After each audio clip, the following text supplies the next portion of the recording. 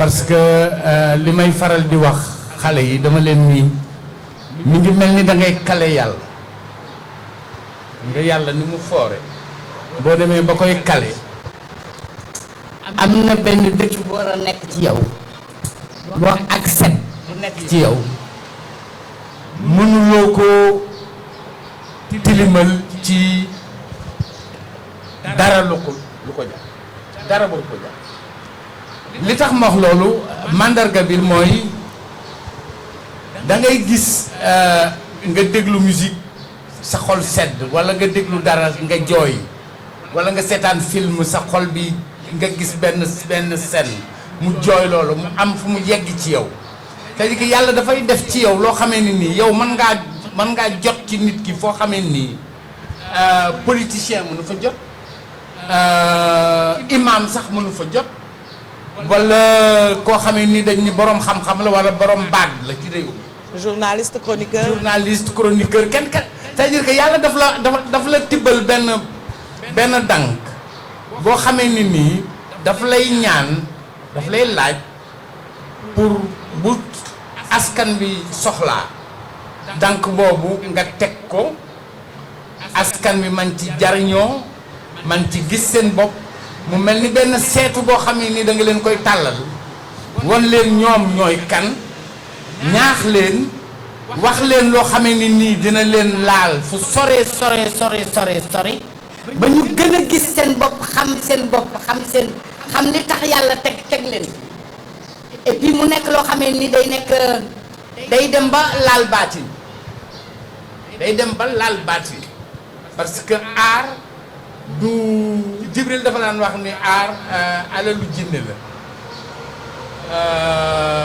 mais man dama ni aar alalu yàlla parce que yàlla mooy xool ci ñun ñi ñëpp ku ci nekk yàlla dafa am lu mu la may am na ñoo xamee ni mën nañoo woy am na ñoo xamee ni bu ñu woyee nga dugg ci kii bi am na ñoo xamee ni nii mën nañoo bind am na ñoo xamee ni nii mën nañoo fent mais yàlla day tànn ci ay nitam ñoo xamee ni dafa am lu mu leen di may li mu leen di may nag du pour ñoom li mu leen di may daf leen ko may pour fu ñu toogee gis seen askan nekk ci yenn diggante yi mu jaral leen ñu jóg ak lu mu leen mën a jaral wax ak askan bi bind ngir askan bi filmer ngir askan bi fecc ngir askan bi taalif ngir askan wi ba woon askan wi ni yéen li leen yàlla bind ak li ngeen fi nekkee man mi nga xamee ni dama yor ay xarala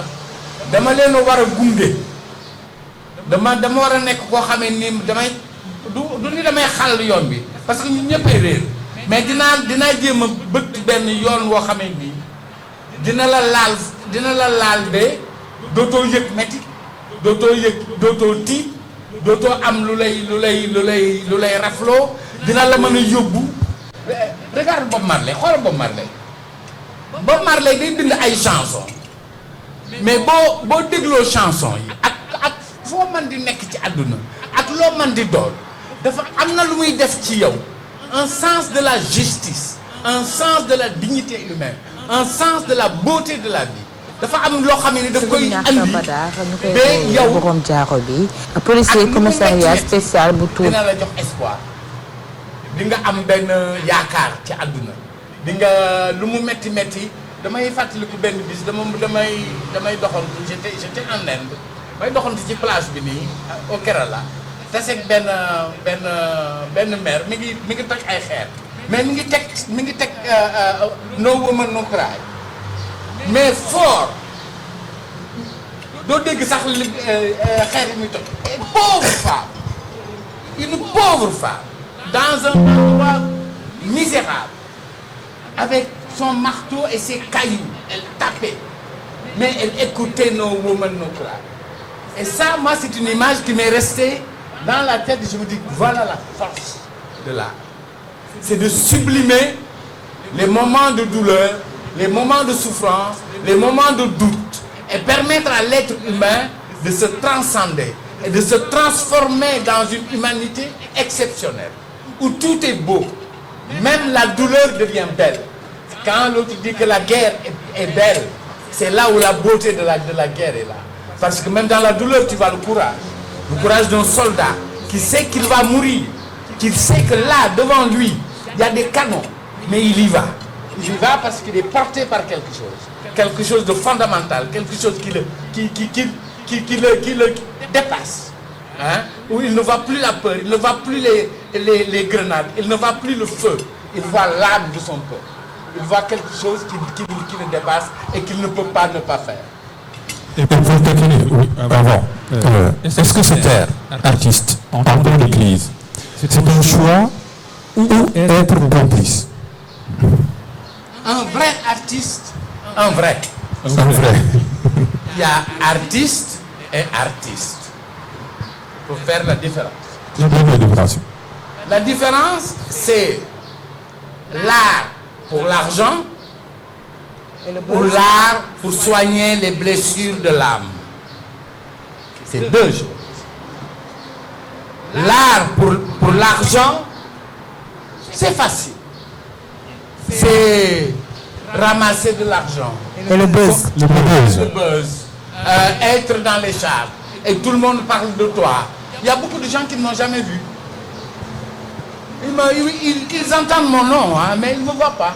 Je n'aime pas j'aime pas ça. Parce que pour moi, c'est pas ça. Le plus important pour moi, c'est quand il y a besoin, quand il y a quelque chose de fondamental, quand le destin d'un peuple est en jeu, quand je vois des artistes qui se rangent du côté du mal, ça me révolte. Mais en même temps, ça me réconforte à l'idée que ce ne sont pas des artistes. Ils ont certes du talent. Entre le talent et l'artiste, c'est deux choses différentes. Tu vas avoir des gens bourrés de talent, mais qui ne sont pas pour moi des artistes. L'artiste, c'est un état d'âme. C'est un état d'âme. C'est pas quelque chose que tu fais comme ça parce que tu es à la télé, tu as 150 000 likes sur ta page, ta machin. Non, c'est pas ça l'artiste. Moi, j'aime les artistes qu'on n'entend que quand c'est important. Bon, le monsieur Bougon York rek mooy que tout à l'heure il a parlé de Bob Marley. Bob Marley il chante en anglais dama lay wax rek force art et su demee ba mën a dugg sa xol dugg sa yaram yëpp te li muy wax yow déggoo ko pour man c'est trop fort et ça te pousse à aller demander